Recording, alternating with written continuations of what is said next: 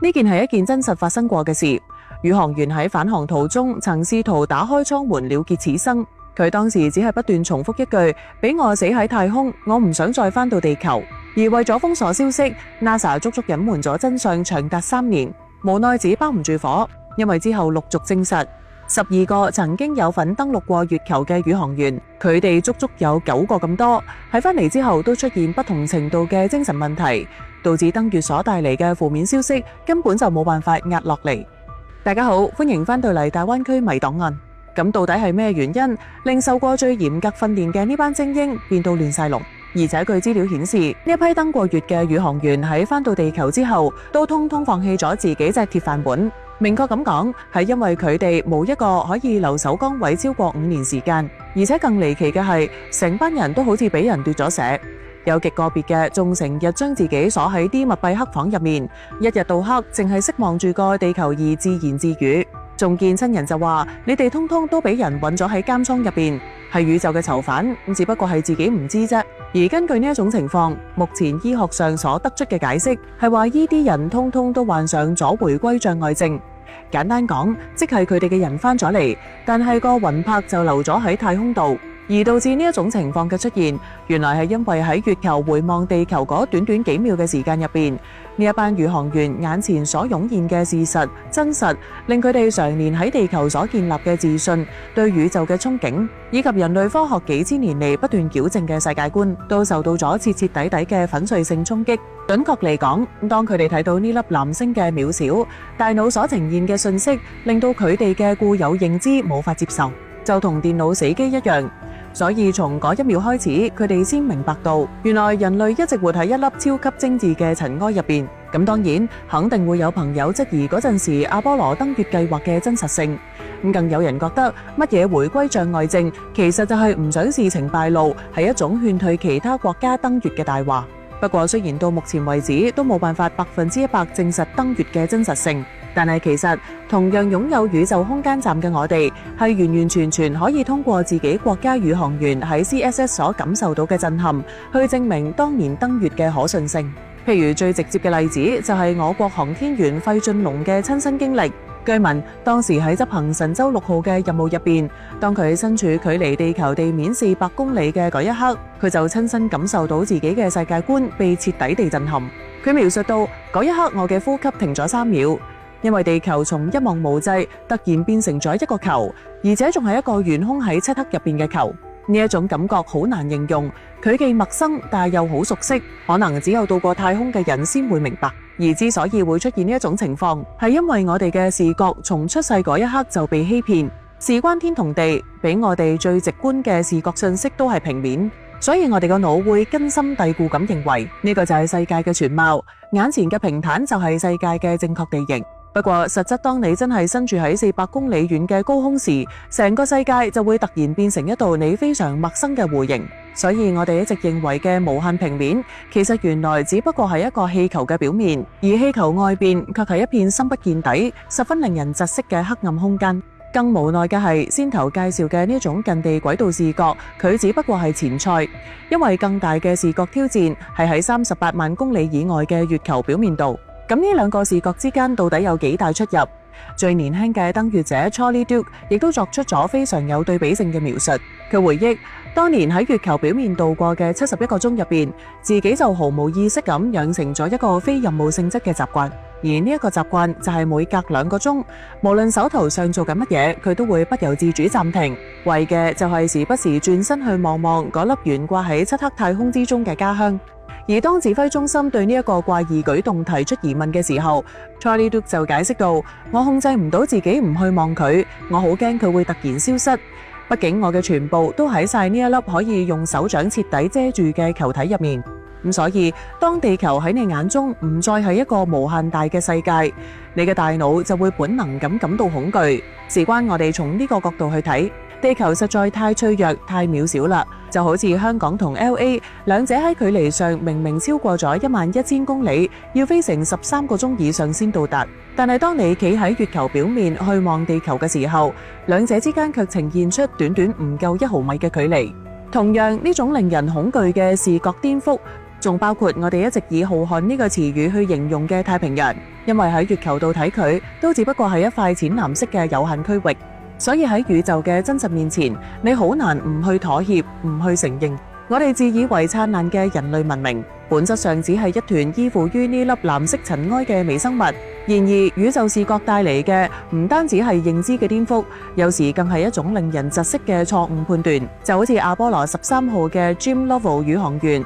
佢就係呢種困境最極致嘅體驗者。事關佢經歷過人類史上最驚心動魄嘅太空事故，譬如飛船起火、氧氣洩漏、電力失靈等。當時佢被困喺距離地球32萬公里嘅宇宙區域入邊，情況非常危急，就猶如每一秒都同死神對賭。但係大難不死嘅 Jim Lovell 後嚟卻反常咁講到，最深刻嘅恐懼並唔係死亡，而係喺奇蹟般修好飛船，真正開始返航嘅嗰一刻。因為點都諗唔到，當佢望住窗外嗰粒越嚟越近、越嚟越藍嘅星球時，心入邊卻反而湧起一股強烈唔想返去地球嘅諗法。佢描述到自己唔係唔想生存落去，而係唔知點樣再活喺過去嘅嗰個世界入邊。因為喺太空嘅絕境底下，生死變得好純粹，而且從自己應承執行阿波羅13號嘅任務，就已經努力輔導自己嘅內心，要睇淡生死。所以當佢對住氧氣、軌道、數字呢一啲冷冰冰嘅數據，佢反而感到安心，因為佢哋唔會講大話。但返到地球就唔同啦。等待佢嘅係房貸、升職、人際以及日常矛盾，呢啲所有喺地球入邊好重要嘅生存法則，佢突然就變得比真空更令人窒息。不過就算以上所描述嘅中美宇航員任務有幾艱辛同深刻，背後至少都有自己嘅國家實打實咁 support 緊佢哋。但以下要介紹嘅呢一位宇航員，亦即係前蘇聯宇航員 Sergei Krikalev 嘅經歷，就要比以上嗰幾位宇航員嘅經歷孤獨得多啦。因為等到佢完成任務返到地球，佢出發時嘅國家蘇聯已經從地圖上消失咗。件事要從1991年嘅5月講起。當時佢出發前往和平號空間站，呢一項任務原定為期5個月。不過當佢喺太空執行任務期間，自己所屬嘅國家蘇聯就解體咗，導致任務被無限期延長。而當補給品日漸緊張，就有傳當時美國曾經向佢開出條件，只要佢肯應承加入美國國籍，就可以即刻接佢返地面。但係 Krikalev 最終選擇咗拒絕，導致佢喺太空漂流咗10個月先至返到地面。後嚟佢接受訪問講，喺太空入邊每90分鐘就可以圍繞地球轉一圈，而佢望住粒藍色星球由日頭變黑夜，再由黑夜變日頭。失望嘅係佢每一圈都相當平靜，根本就唔會因為一個存在咗70年嘅超級大國蘇聯解體而發生任何輕微嘅變動。所以從嗰一刻佢先至明白，從太空嘅視覺望落嚟，人類嘅政權更替就好似地面嘅一陣風，甚至可以講卑微到連泛起嘅漣漪都算唔上。咁所以如果連國家嘅興衰喺太空視覺下都微不足道，咁我哋每個人喺地球上嘅得失、恩怨以及斤斤計較，又算得上係乜嘢呢？而要睇清呢啲問題嘅答案，我哋其實真係唔需要咩大道理，因為只要大家認認真真咁去睇一睇呢一張著名嘅暗淡藍點，其實就已經可以好完美咁去重修自己嘅負面情緒同人生定位。而呢一張價值連城嘅相，係喺距離地球60億公里外，為咗同人類告別而影低㗎。同時佢亦都以無聲勝有聲嘅方式話咗俾全人類知，原來喺60億公里外嘅宇宙赤道下，地球只係星光中嘅一粒微塵，渺小到僅佔張相嘅0.12個像素。所以其實我哋一直喺度氹緊自己，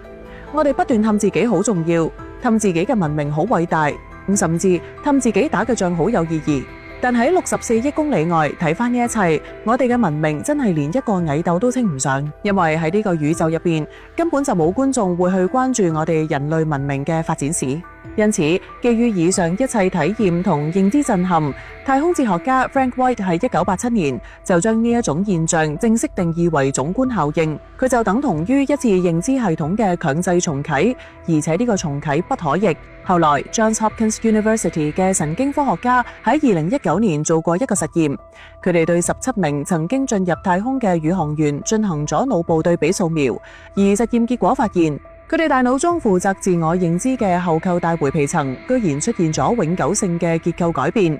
簡單嚟講，即係大腦負責回答我係邊個嘅部分，竟然被物理性改寫，亦即係話你依然係你，但你已經唔係當初嘅你。咁所以呢個就係總觀效應最令人震驚嘅地方。佢唔係俾你睇到咩新嘢，而係奪走咗你嘅無知。因為喺你離開地球之前，你想要優質嘅生活，就必須要同物質掛鈎，甚至連自己嘅生存價值、親情、愛情、友情都可能被物質牢牢捆綁。所以我哋一直都生活喺一個害怕失去嘅世界入邊，而一旦失去，佢就會不斷咁影響自己嘅情緒。但當你真係離開地球，見到嗰粒處於無盡虛空之中嘅藍色塵埃時，你嘅大腦就會啟動一個隱藏嘅程式，而呢一個程式會俾你知道一個秘密。原來重要呢個詞語只不過係我哋人類發明嘅內部規則，但喺宇宙嘅角度，從來唔在乎咩重要同唔重要。所以當你真正了解到總觀效應，咁就代表你嘅內心自我已經躍升到第二個階段啦。